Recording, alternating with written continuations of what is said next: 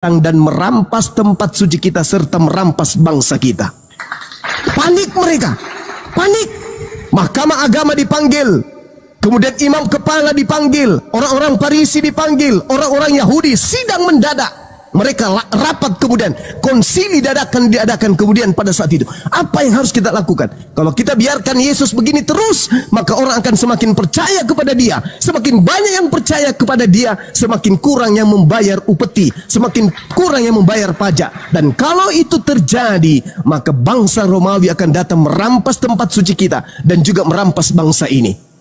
Tetapi seorang di antara mereka, yaitu Kayafas, imam besar. Sekali lagi saya katakan, bukan pendeta, bukan pastor, bukan penatua, bukan jemaat, bukan kaleng-kaleng, tapi seorang imam besar, ahli Taurat, mahkamah agama, orang Farisi, imam-imam kepala ada di bawah kekuasaannya. Seorang imam besar tahun itu kemudian berkata kepada mereka, kamu tidak tahu apa-apa dan kamu tidak bertobat, bahwa lebih berguna bagimu jika satu orang Yesus mati untuk bangsa kita daripada seluruh bangsa ini binasa.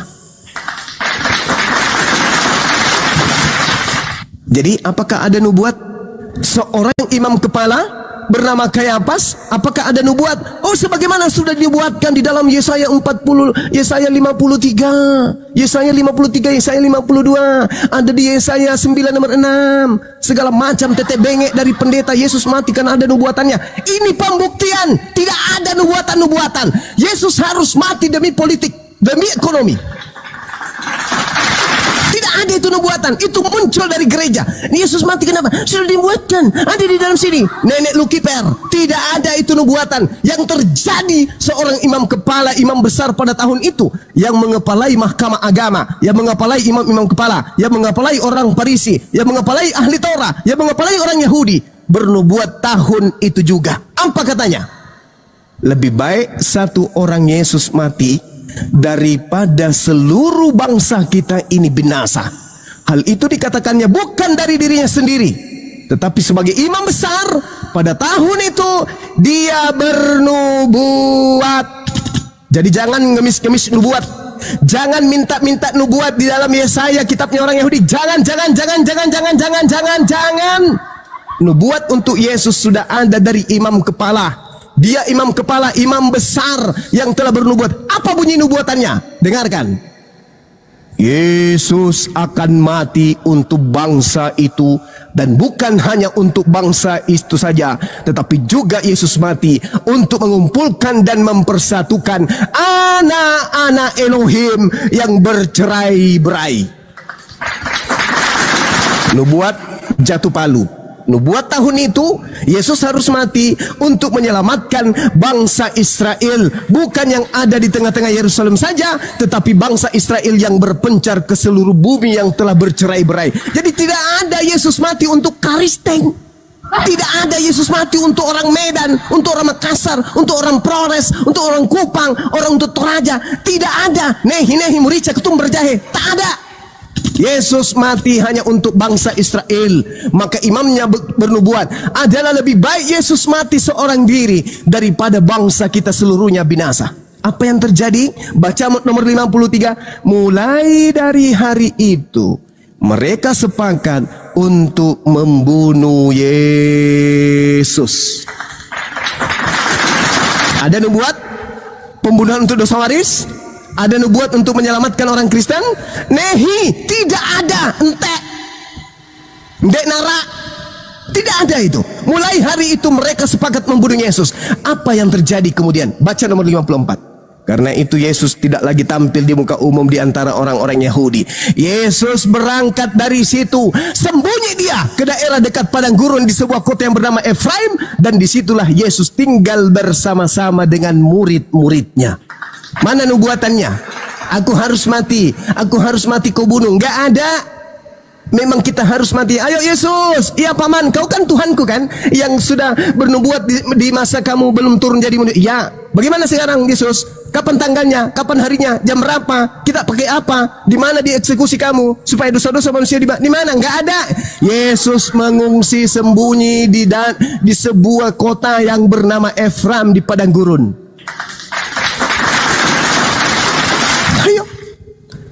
Data selanjutnya sampai 57. Sementara itu imam-imam kepala dan orang Farisi telah memberikan perintah supaya setiap orang yang menemukan Yesus dan tahu di mana Yesus berada agar melaporkan, agar mereka dapat menangkap membunuh Yesus. Mana mimpi gereja? Mana mimpi pendeta? Mana kebohongan pastor bahwa Yesus sudah dibuatkan? Imam kepala kau langkahi dulu mayatnya. Mahkamah agama kau sepak dulu bokongnya. Kemudian orang-orang Farisi kau tampar dulu mulutnya. Orang-orang Yahudi dulu kau julung kepalanya. Baru kalian bisa ngarang-ngarang cerita. Toh mereka yang paham Yeremia, toh mereka yang paham Yesaya, mereka yang paham Torah, mereka yang paham Ketubim, Nefiim, bukan kalian. Mereka ahli Taurat, mereka orang Farisi, imam-imam kepala, mahkamah agama, bahkan imam besar. Kau tidak tahu tentang nubuatan? Muncul Kristen ratusan tahun kemudian, oh itu sudah dinubuatkan loh. Di mana paman? Di Yesaya. Memang lu pikir ini imam kepala mahkamah agama, ahli Taurat, orang Farisi buta Yesaya? Ngarang-ngarang cerita. Oh enggak, dia harus mati sesuai dengan nubuatan. Tuyul, mana ada yang kayak gitu? Di situ sudah berkumpul, Yesus harus mati. Sebab kalau Yesus tidak mati, maka bangsa Romawi akan datang merampas tempat suci kita dan merampas bangsa kita. Tidak dikatakan, sebab kalau Yesus tidak mati, maka dosa waris yang sudah diwariskan Adam tidak akan ditebus. Nenek lu kiper. Itu dongeng dari barat. Gak ada itu cerita. Jadi saudara harus pahami latar belakang terjadinya pembunuhan dan penyaliban terhadap oknum yang bernama Yesus. Itu adalah kehendak orang Roma, kehendak orang Yahudi, tuan rumah, murid bangsa-bangsanya. Disebabkan karena mereka takut kalau Yesus dibiarkan hidup, orang Roma akan datang merampas bangsa dan tempat suci mereka. Itu latar belakangnya, sehingga mereka bersekongkol ingin membunuh Yesus. Coba Anda baca Matius 26 nomor 59, baca Markus 14 nomor 1, baca kemudian Matius 28 nomor Matius 27 nomor 18. Apa yang terjadi di sana? Mereka melakukan tipu muslihat, mereka melakukan kesaksian palsu, mereka melakukan kebohongan, mereka melakukan tipu daya, mereka kemudian dengki untuk membunuh Yesus. Pertanyaannya sekarang, Yesus orang suci, Yesus orang mulia, dia terkemuka di dunia dan di akhirat. Bolehkah Tuhannya yang mengutusnya, yang mencintainya, yang mengasihinya, membiarkan dibunuh oleh manusia-manusia laknat hanya gara-gara takut bangsanya dirampas oleh Roma? Tidak mungkin. Yesus anak manusia yang diutus oleh Tuhan, tidak mungkin dibiarkan Tuhannya mati dibunuh oleh orang-orang kafir laknatullah pada zaman itu. Lalu apa kata Allah? Baca Amsal 21 nomor 18. Orang fasik, pengkhianat, pemakan suaplah yang menggantikan Yesus.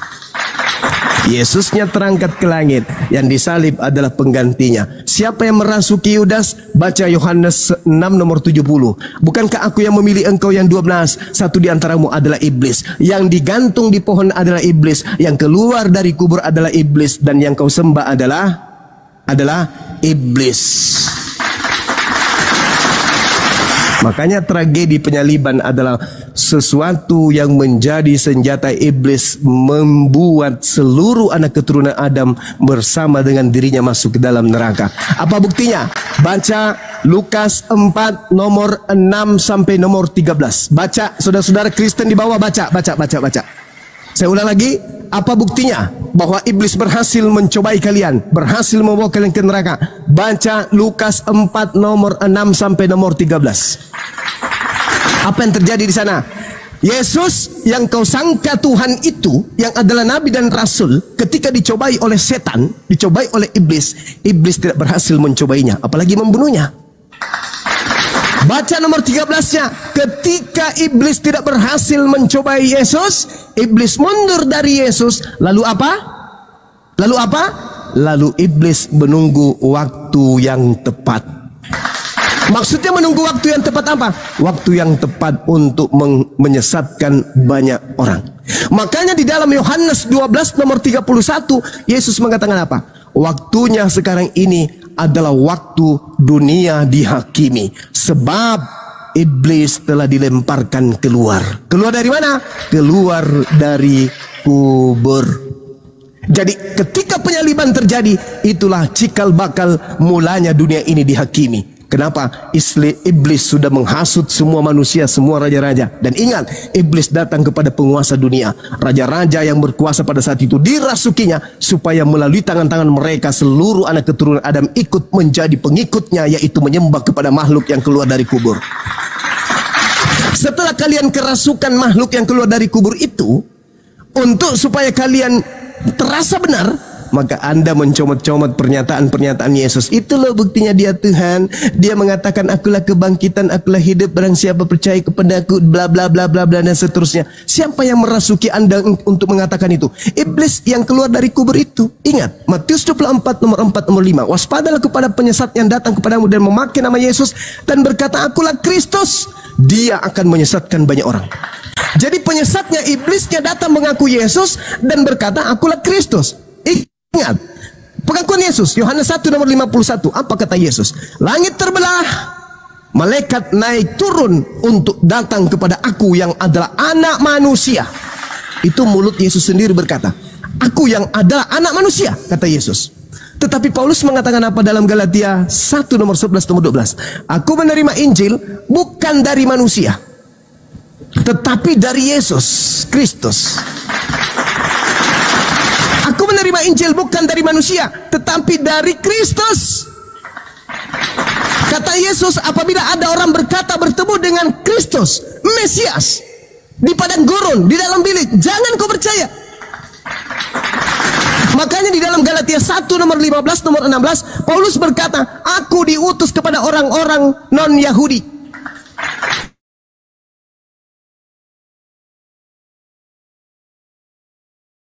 Galatia 2 nomor 8, Petrus diutus untuk orang yang bersunat, aku diutus untuk orang yang tidak bersunat. Pertanyaannya, Petrus diutus dari Yesusnya untuk mendirikan jemaat di atas batu karang. Itu Petrus. Jemaatnya adalah orang-orang bersunat. Sedangkan Yesus yang palsu mengajarkan kemudian nabi palsunya untuk keluar dari Bani Israel. Kenapa? Karena tidak mungkin Bani Israel yang bersunat, yang tidak makan babi bisa dipengaruhi untuk makan babi dan tidak bersunat. Tidak percaya? Anda baca Kisah Para Rasul 21 nomor 15 sampai nomor 26. Bagaimana Paulus ketika bertobat, ketika dia kembali ke Yerusalem, dia bertobat dari mengajarkan makan babi. Dia bertobat dari mengajarkan tidak bersunat. Bertobat dia dari ajaran Kristen. Dan Anda lihat di sana, Paulus kemudian melakukan pertobatan dan mentahirkan diri dan melakukan persembahan kurban. Kurban apa lagi? Yesus sudah mati. Jadi dia melakukan kurban seperti apa yang diperintahkan oleh Nabi Musa di dalam Imamat 1 nomor 2. Nomor 2, Paulus melakukan kurban persembahan yang dilakukan oleh Nabi Musa alaihi salam sebagaimana perintah Yesus dalam Matius 8 nomor 4. Pergilah, perlihatkanlah dirimu kepada imam dan lakukanlah persembahan sebagaimana yang diperintahkan oleh Nabi Musa alaihi salam. Nabi Musa memerintahkan persembahan kurban berupa hewan ternak, bukan manusia. Jadi terakhir, 10 detik terakhir, Paulus berkata, aku menerima Injil bukan dari manusia, bukan dari manusia yang menyatakan Injil kepadaku, tapi dari Kristus Yesus.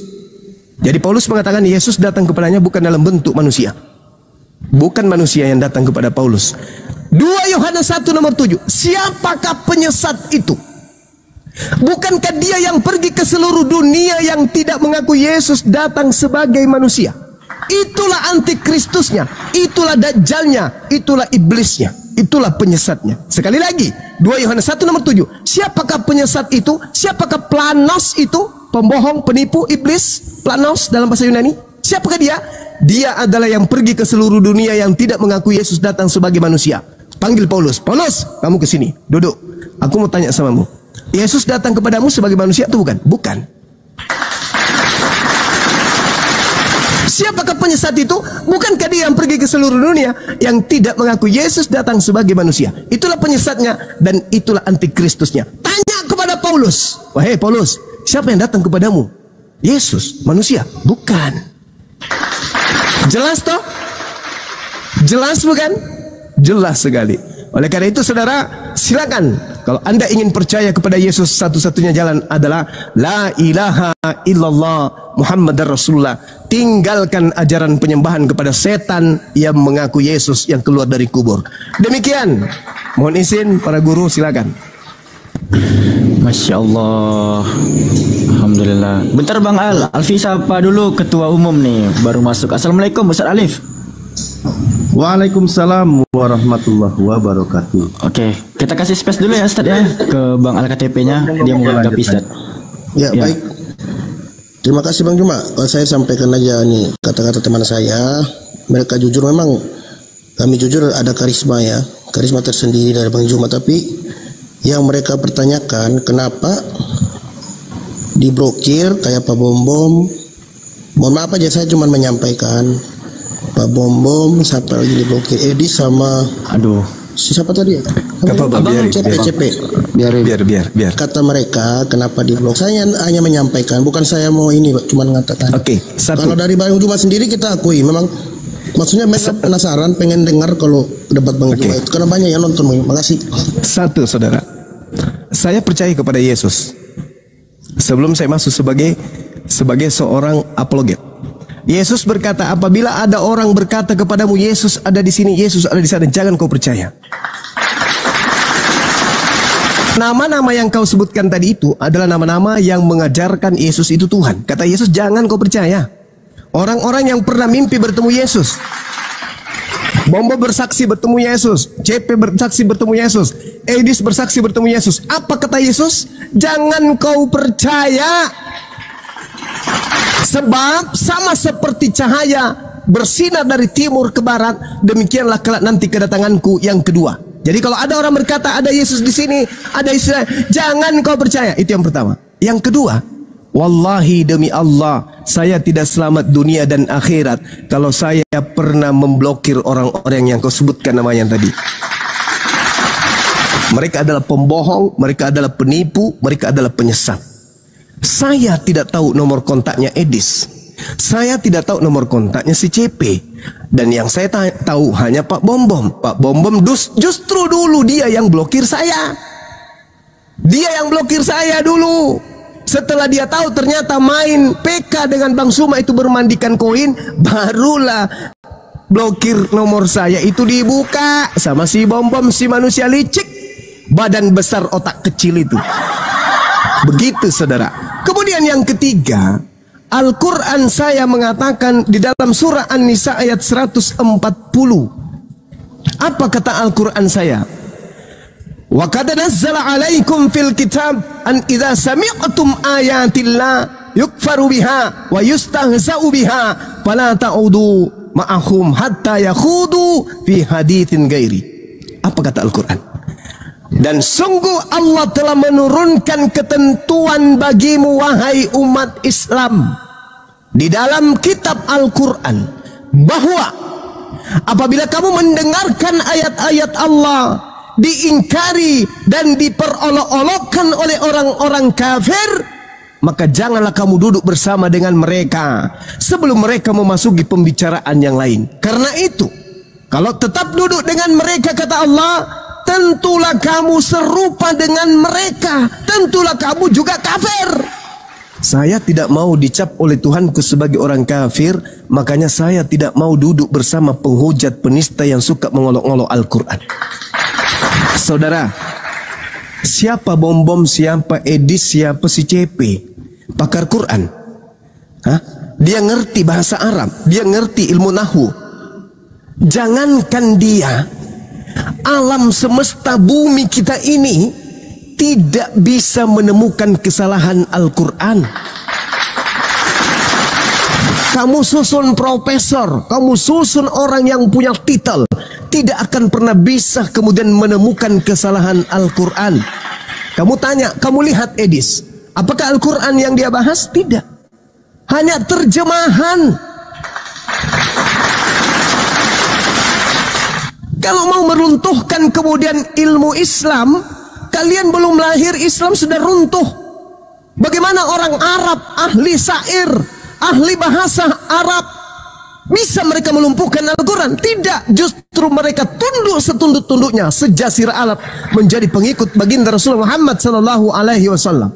Bahkan Barat hari ini sudah mulai kemudian mereka berbondong-bondong masuk Islam. Kenapa? Karena mereka belajar Quran, mereka meninggalkan Bible yang tidak masuk akal. Kenapa kamu mengatakan Bibalmu itu benar? Karena setiap saat direvisi. Ketika ada celah, diperbaiki. Ketika ada celah, diperbaiki. Ketika ada celah, diperbaiki. Ketika ada kurang, diperbaiki. Ketika ada kurang, dikritisi. Ketika ada kurang, ditambal sulami. Ingat 2023 baru-baru kitabmu diterbitkan TB2 2024. Kitab kok gitu kali.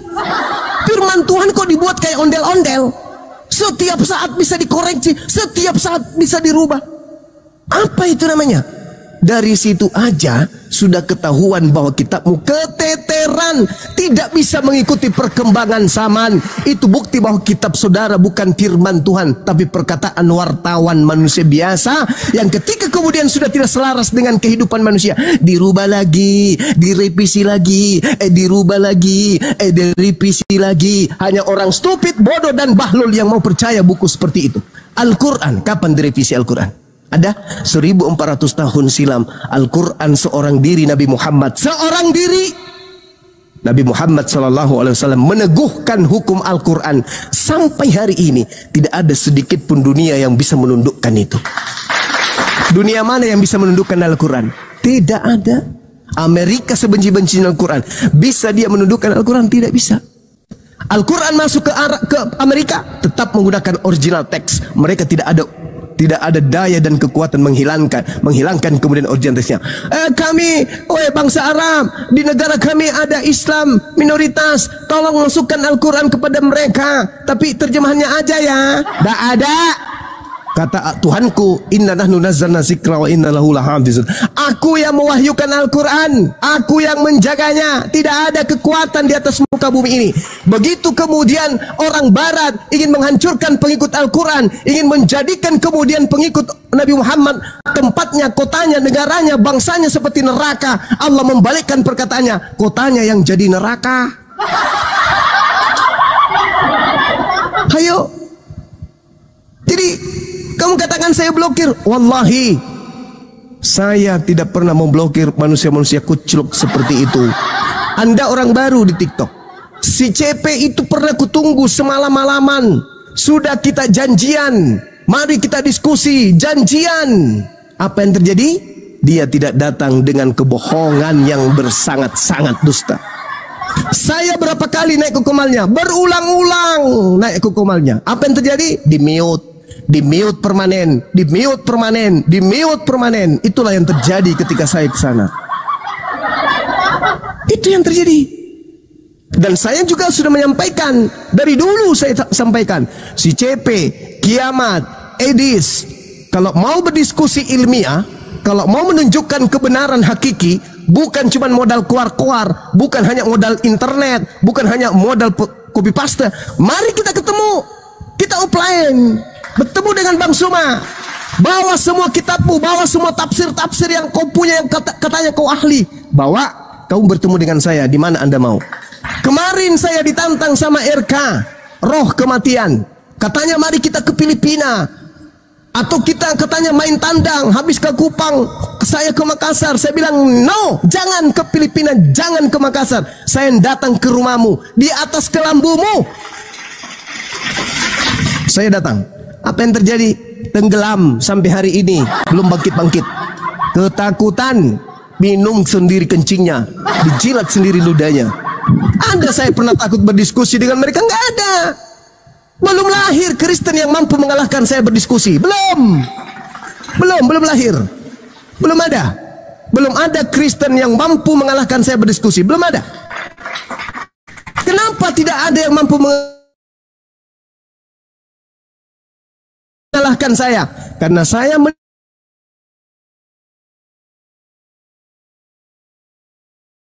mendalami Bible.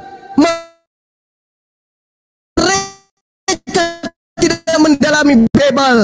Yang mereka dalami adalah saya. Ada nggak sekolah-sekolah yang khusus untuk mendalami materi tentang Bible? Mengkaji tentang original teks, membahas tentang original teksnya, menghafal tentang original teksnya. Ada? Tidak akan pernah Anda temukan itu. Karena sejatinya tokoh-tokoh kalian tahu ini bukan firman Tuhan. Ini hanya upaya propaganda untuk mencari uang. Kau lihat yang Anda sebutkan tadi, bom-bom, misinya apa? Give, duit, hidup. Edis misinya apa? Give, duit, hidup. CP misinya apa? Give, duit, hidup. Itu misi mereka. Kalau saya nggak butuh duit, saudara. Saya tidak munafik. Saya nggak butuh duit, give. Saya nggak butuh pemberian donasi. Enggak. Alhamdulillah Allah memberikan rezeki kepada saya. Gak ada. Saya datang di tengah-tengah kita semua, tengah-tengah Anda semua, hanya untuk meluruskan akidah, meluruskan pemahaman kalian. Karena Al-Quran saya memerintahkan itu. Ud'u ila sabili rabbika bil hikmah.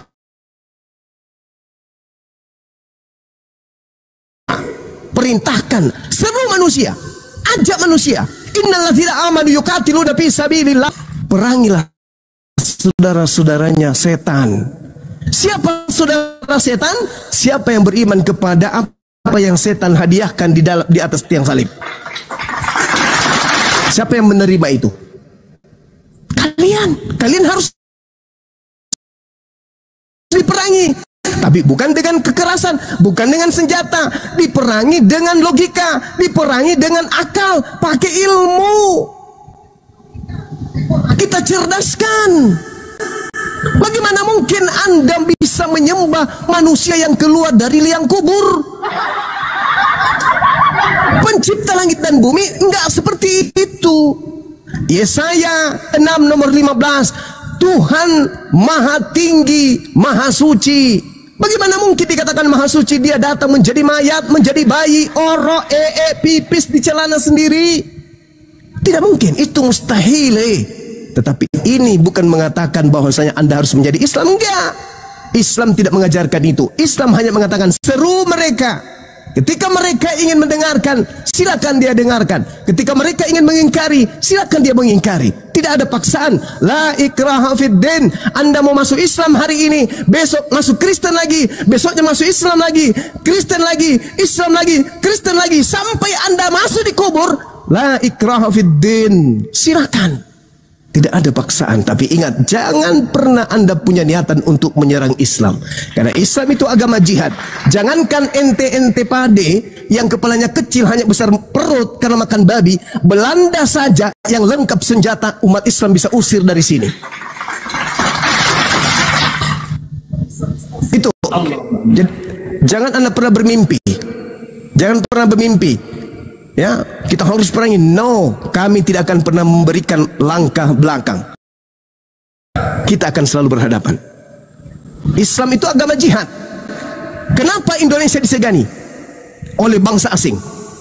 Karena di negara ini ada kumpulan manusia-manusia yang gerahnya selevel dengan gerahnya makhluk langit. Mati bagi kami adalah kemuliaan demi kebenaran. Bukan kami menganut ajaran kasih pipi kanan, pipi kiri, kasih bokong kiri, bokong kiri. Kami tidak menganut itu.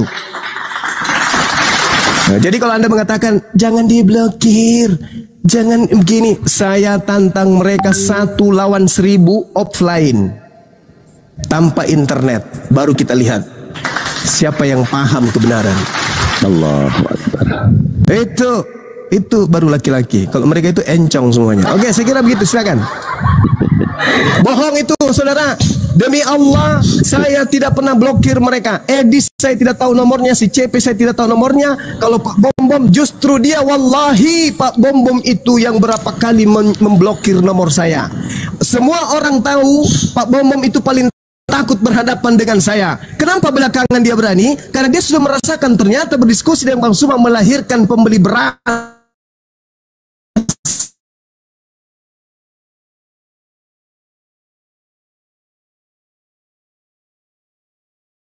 sampai 2-3 minggu ke depan. Kalau saya bertemu dengan Bom-Bom, Di mana kan? Kenapa harus lari kalau ada Zuma? Harus bertahan. Oh iya, dia pertahankan. Apa alasannya dulu? Saya gaptek.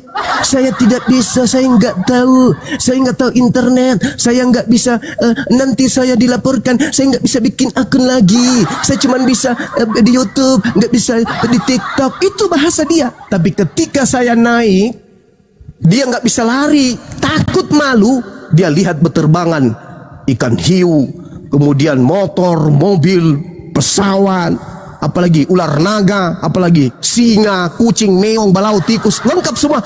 Langsung girahnya, lebih baik saya malu di depan jemaat daripada saya tinggalkan berdiskusi dengan Bang Suma. Kan ternyata di Bang Suma hanya 1 jam saya bisa menghasilkan pembeli beras 1 kilo, 1 ton. Saya sudah selama ini dari pagi sampai pagi, konten saya sampai 12 jam satu konten, saya dapat koin hanya 100, 200, bahkan biasa tidak sampai 100. Begitu Bang Suma naik, meskipun saya dipermalukan, yang penting bisa makan. Itu itu.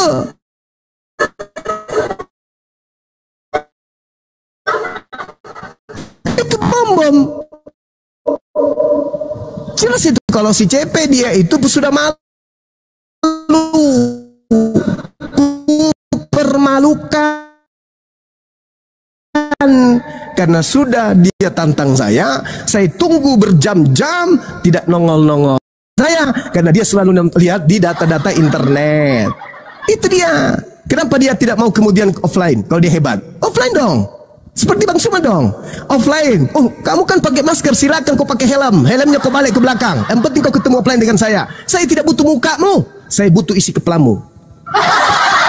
Kau ketemu dengan saya, silakan kau pakai masker, saya pakai masker, kau pakai helm. Helmnya kau putar ke belakang. Biar mukamu tidak kelihatan. Yang penting isi kepalamu bisa kau uraikan. Itu baru laki-laki. Ini menghujat agama orang, tidak pernah buka kamera. Si CP hujat di mana-mana, si Kiamat hujat di mana-mana, Supiatul Inja Al-Quran tidak pernah buka kamera. Agama apa itu? Penganut agama apa itu? Kalau saya kan jelas, saya pakai masker, muka saya kelihatan di mana-mana. Saya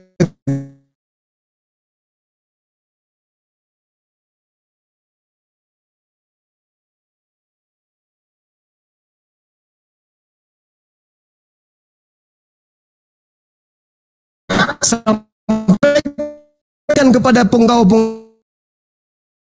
kalian, 1000 mereka berjejer, Bang Suma satu sendiri datang, yang penting offline. Di tempat mereka di mana? Di Manado boleh, di Medan boleh, di Kupang boleh, di markas kalian, tapi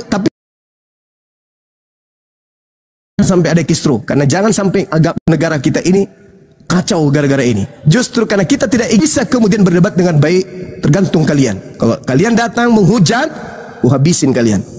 Kenapa? Saya tidak habisin pakai Al-Quran, saya habisin pakai Bible. Karena musuh terberat Kristen itu adalah Bible-nya. Contoh, Anda datang ke sini membawa Yohanes 11, Anda yang menjadi musuh kemudian Bible-mu sendiri. Ternyata Marta hanya menganggapnya sebagai Mesias, orang yang diurapi, bukan Tuhan. Saya kira begitu. Saya izin bikin kopi dulu, campur masako. Silakan. Oke, makasih. Satu lagi boleh? Saya masuk dikit sebentar, Bang Al KTP.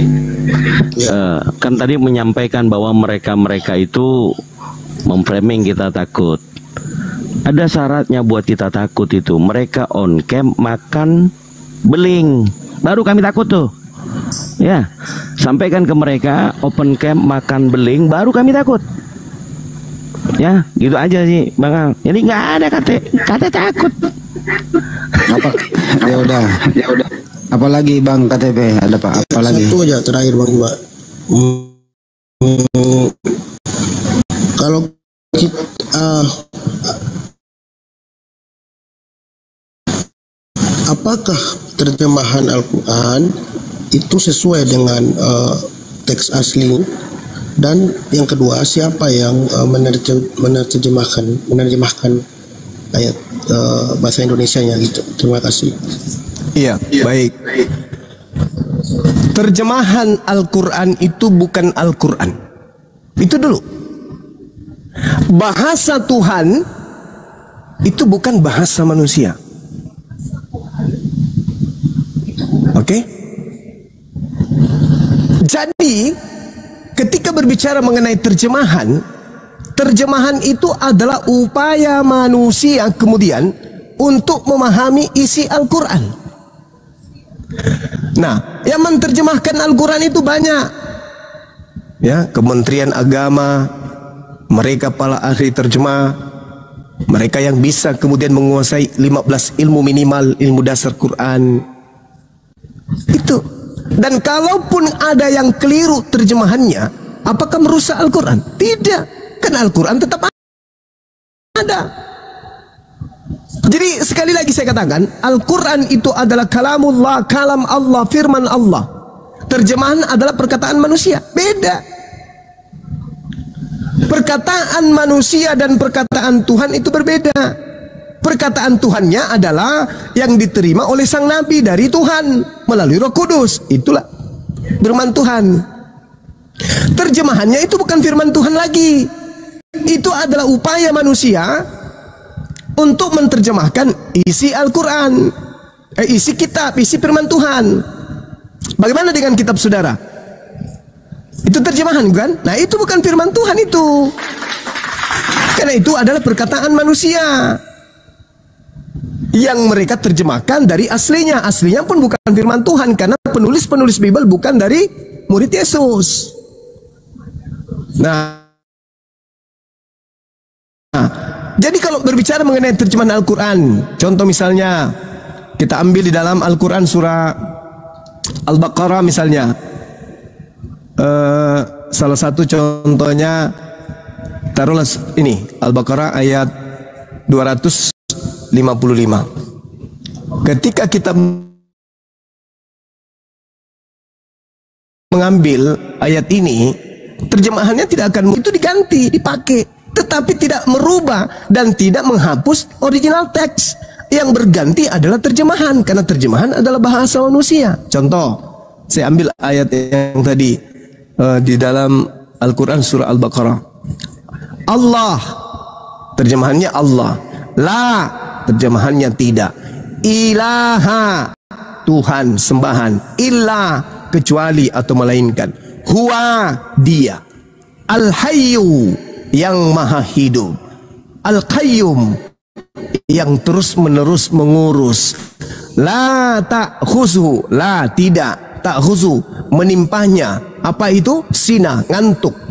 Tidak mengantuk, wala, dan tidak naum, tidur. Jadi terjemahannya adalah Allah tiada Tuhan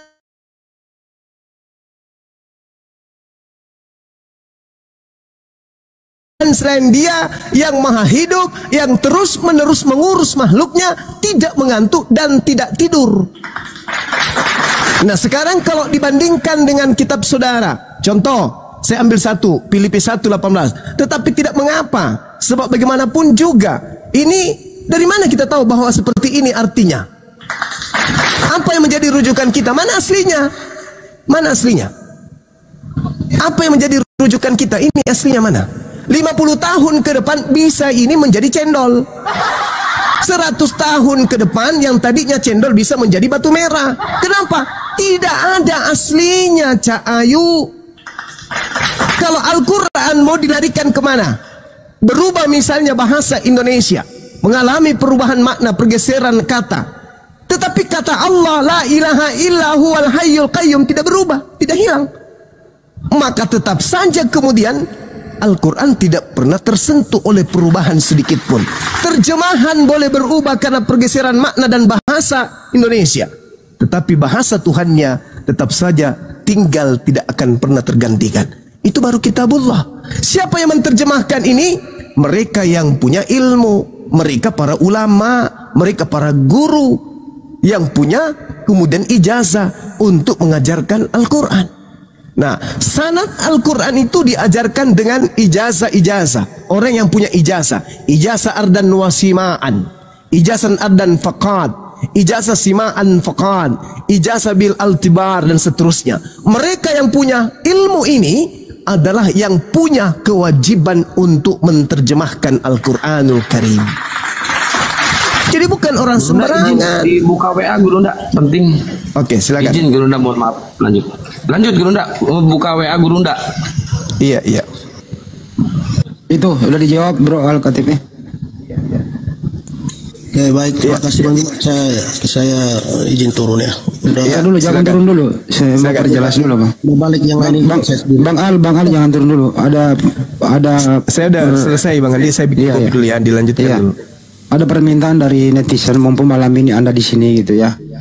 Dulu kan masih ada videonya, Anda dulu menangis-nangis syahadat. Sekarang ingin diperjelas. Anda Muslim sekarang apa Anda Kristen Bang? Itu aja sebelum turun. Sebelumnya sudah saya sampaikan berapa kali. Jauh suaranya Bang. Jauh suaranya Bang. Halo. Masih jauh Bang. Coba dikondisikan dulu. Tuh. Jangan sampai ngecas. Kedengaran itu suara. Ya, makasih. Silakan di warung Surabaya. Jadi orang sampai bawa kursi. Mohon maaf. Ya, silakan. Begini Bang Andi, sebenarnya kalau jujur saya sudah pernah waktu ada pertama dengan Bang Abang saya kan kirim-kirim video-videonya mengedit, ada 5 video itu. Saya sudah sampaikan dan bahkan mereka yang menyarankan saya masuk di pengedit bom. Saya nggak kenal mereka sebelumnya. Cuman Bang Juma aja di YouTube yang kami nonton dan kawan-kawannya cuma di YouTube awal itu. Jadi cek aja KTP ini baru kok TikTok saya nih. Ya diperjelas saja sih Bang. Anda sekarang Anda Muslim apa Kristen sekarang itu aja Saya Bang. di tengah-tengah Bang. Jadi kalau apa itu? Iya saya masih ada kebimbangan dan memang saya harus saat ini belum bisa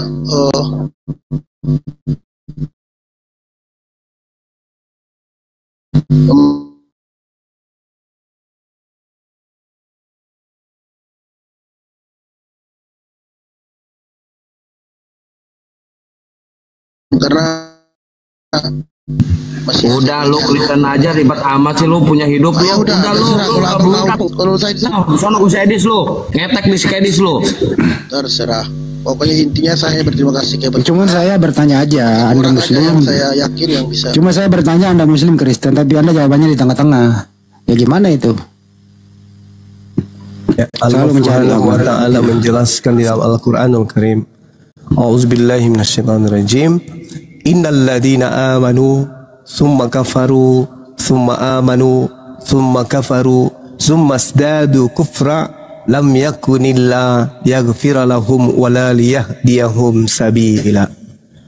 Sesungguhnya orang-orang yang beriman lalu murtad, kemudian beriman lagi, kemudian murtad lagi, lalu bertambah kekafirannya, maka Allah tidak akan mengampuni mereka dan tidak pula menunjukkan kepada mereka jalan yang lurus.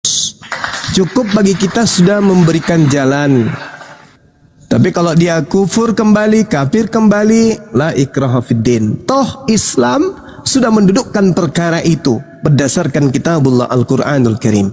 Barang siapa yang beriman kata Allah, lalu kemudian dia kafir, kemudian dia beriman, kemudian dia kafir, lalu makin bertambah kekafirannya, maka Allah tidak akan mengampuni mereka dan tidak pula menunjukkan kepada mereka jalan yang lurus. Ingat, perjalanan detik, menit, jam, hari, minggu, bulan, tahun mengantarkan seseorang itu kepada ketiadaan di atas muka bumi ini. Ada masa di mana bumi pundaknya tak bisa lagi, tak mau lagi dipijak. Ada masa oksigen ogah lagi masuk di dalam paru-paru orang tersebut. Ada masa kemudian makanan saripati bumi tak mau lagi masuk ke dalam lambungnya. Saat itulah kemudian penyesalan akan muncul. Berbahagialah kita umat Islam ini yang agamanya berkesesuaian dengan akal. Barang yang paling berharga yang menjadi cahaya dari Allah, yaitu roh dan akal yang ada pada diri kita, kerjasama menuntun kita dalam keridhaan Allah menuju dinul Islam yang kafah. Sekiranya begitu sahabat-sahabat, tidak perlu kita pikirkan orang-orang yang seperti itu. Ilmu sudah kita sampaikan. Kalau mutiara katanya tidak bisa dilemparkan kepada babi, maka hari ini teh ayam pun tidak layak dilemparkan kepada babi. Demikian. Bisa. Insya Allah bisa. Surah Maryam 16 sampai ke bawah. Bismillahirrahmanirrahim. Surah Maryam ya. Ya. Sorry teman-teman. A'udzubillahi minasyaitonirrajim.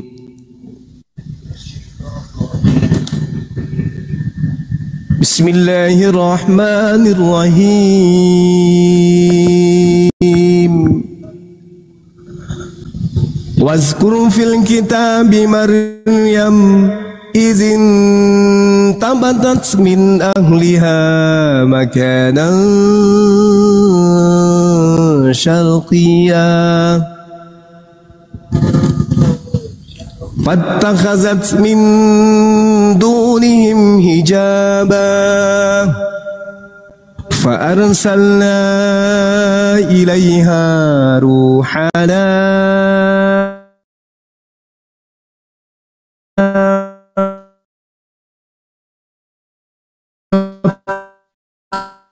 فتمثل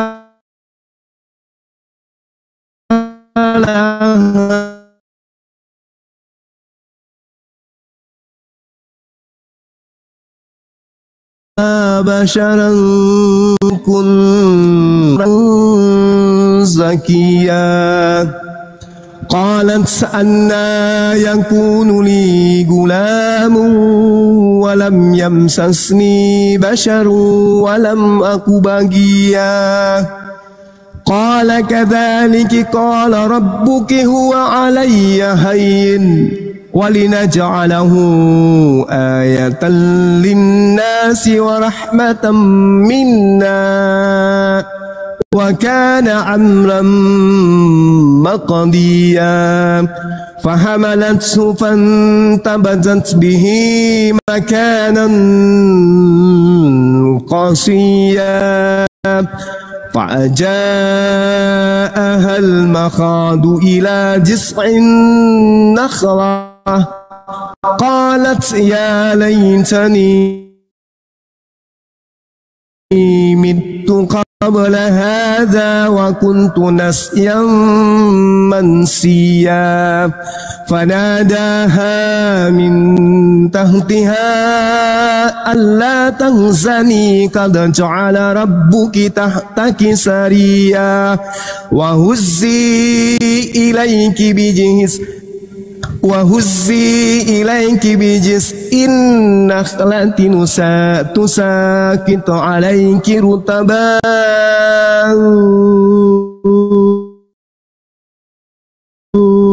جنيا صدق الله العظيم. Firman-Nya. Masya Allah. Allahumma arhamna bil Quran. Simpulkan itu. Silakan. Simpulkan itu deh Alfi, pengertiannya Silakan. bagaimana Siti Maryam mengasingkan diri waktu melahirkan. Silakan deh Alfi.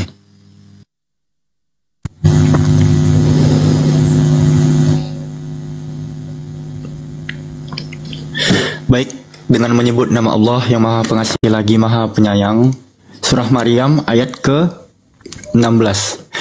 Ceritakanlah wahai Nabi Muhammad kisah Maryam di dalam kitab, yaitu ketika dia mengasingkan diri dari keluarganya ke suatu tempat di sebelah timur, yakni Baitul Maqdis.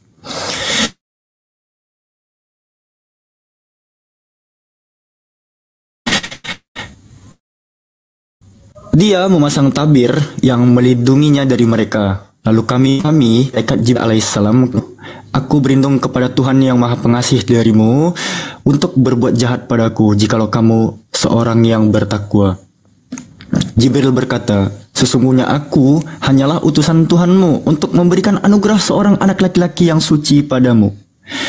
Lalu Maryam berkata, bagaimana mungkin aku mempunyai anak laki-laki padahal Aku tidak pernah disentuh seorang laki pun, dan aku bukanlah seorang pelacur.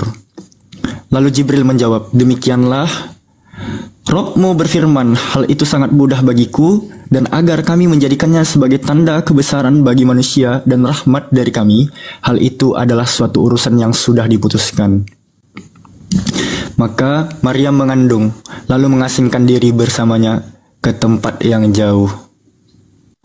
Rasa sakit akan melahirkan memaksanya bersandar pada sepangkal pohon kurma. Lalu Maryam berkata, seandainya aku mati sebelum ini dan menjadi seorang yang tidak diperhatikan dan dilupakan selama-lamanya.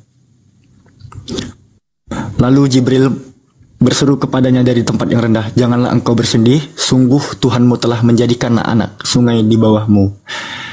Maka goyalah pangkal pohon kurma itu ke arahmu, niscaya pohon itu akan menjatuhkan buah kurma yang masak padamu. Maha benar Allah dengan segala firman-Nya. Jadi ini kisah tentang perjumpaan malaikat Jibril alaihissalam kepada Ibunda Siti Maryam alaihissalam, teman-teman.